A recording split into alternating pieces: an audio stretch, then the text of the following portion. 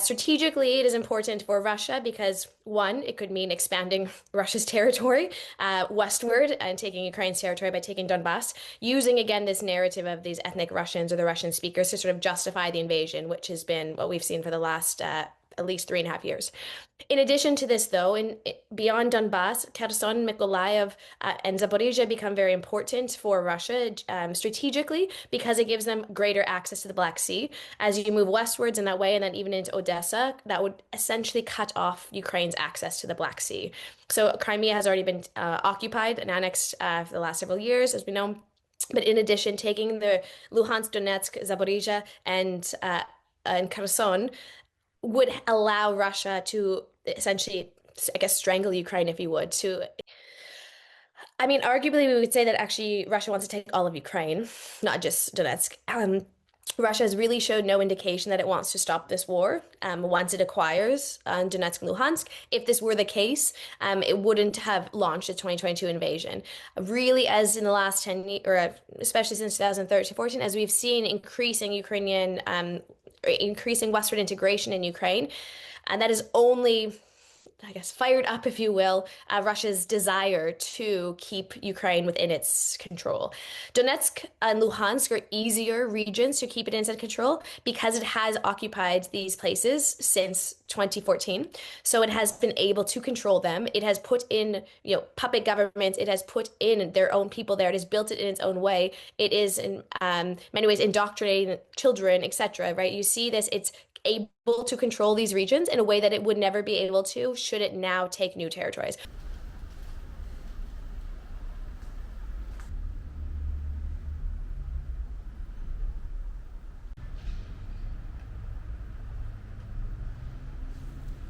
There is the economic element to it in that the resources there, although the reality is these resources likely will not be able to be accessed for arguably a decade at least because of the mines that are in these regions, the fact that these lands have been completely destroyed, these cities completely flattened.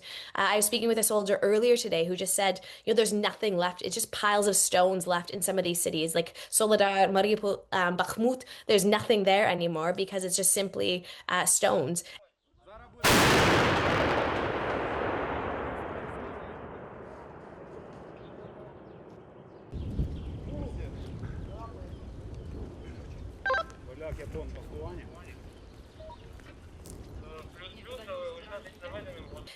Again, there is, I think, the fear, and I think there's a lot of truth to the argument that should these regions be taken by force, Donetsk and Luhansk, or Donbas more largely, that this will only set the stage for further and additional invasions by Russia. And I think this is really important for the world to understand, is that when you validate or legitimize force being used to change the borders of a state in the 21st century, this only then legitimizes further changing of borders by force in the 21st century. And I think this is not a rabbit hole that we really want to go down.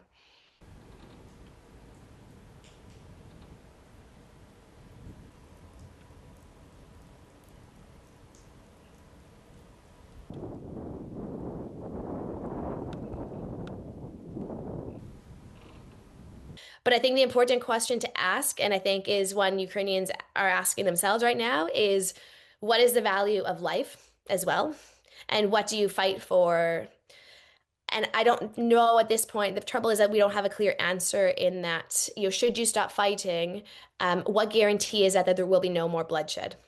And until there is a firm answer for Ukrainians and they're not going to stop fighting, they won't be able, afford or not. It's just I guess the principle and the fact that people have ties to these land. Their ancestors were buried there for 30 plus years. This is Ukrainian land. So therefore, are all those lives lost in vain to just give up land? Okay, I'm told to.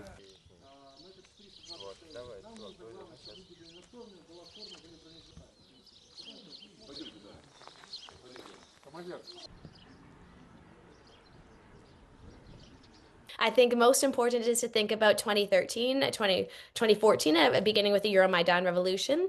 Of course, we saw, from Ukraine's independence, stirrings and real strong sentiments about wanting to be part of the European Union and move towards westward integration. We saw this again in 2004 with the Orange Revolution. But even more importantly, we saw this in 2013 and 14, where Ukrainians repeatedly showed that they were willing to die, and many did, in Kyiv on Maidan, showing that they are committed to their country following a European integration route rather than staying under sort of the control of the Russian government, whatever form that is. And so I think that really was a breaking point and really where these sentiments started to stir, especially where the Russian government didn't want to let go Ukraine. I mean, strategically, of course, because it serves in its eyes as a buffer zone before the West, but even more in a resource sense, right? Economically. Being under Russia's domain is good for Russia, definitely not what Ukrainians want, and definitely not good for Ukraine. But in Russia's eyes, letting go of Ukraine would essentially mean that it no longer is an empire that it once was. And I think that's a very hard fact for any losing empire to accept.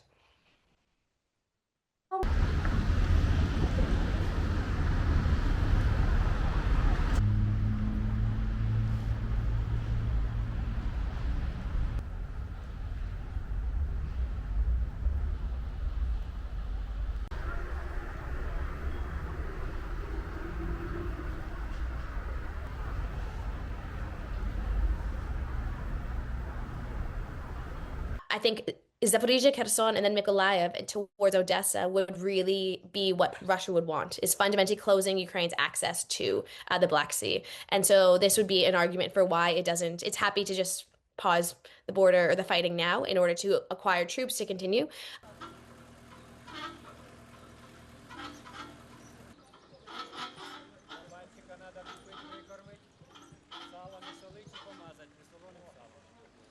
No, I think what's really important of what I've sort of said, though, is just underscoring Ukrainians' voice in this. And I think last week was a real disappointment for many Ukrainians in the fact that their voices were not brought into the conversations. And of course, we don't know what went down in Alaska on Friday. And hopefully today, the conversation will be much more seriously involved with Ukrainians' views.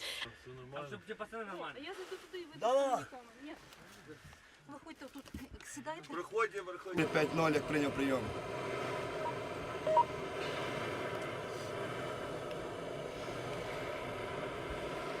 In this case, the army is very much a civilian army. These are volunteers who have risked their lives, who were not previously military. And so with this is that civil society plays a really important role here. They're the ones in many ways funding the war effort, with their own volunteer efforts, with their own capacities. And so giving up lands would really call to question many things, but really importantly, were all those lives lost in vain? What comes with the losing of the lands, or what comes next? Is there some sort of guarantee by NATO that Ukraine will be a member state? Is there a guarantee that NATO will patrol their skies and their borders for the next 100,000 years, right? And what comes with it? And I think that unless there is some sort of consolidation that Ukrainians see, at this point, I don't know. I have not seen a proposal by any Western country that would legitimate that. So therefore, I think that if today President Zelensky were to give up those lands, I think there would be considerable upheaval, definitely. But again, this would need to come with some sort of security guarantees because Ukrainians won't stop fighting. Even if the government is mandating their troops out of there, there are many volunteer battalions who will continue to go back in there and fight. So I think there has to be some sort of security guarantees backing it.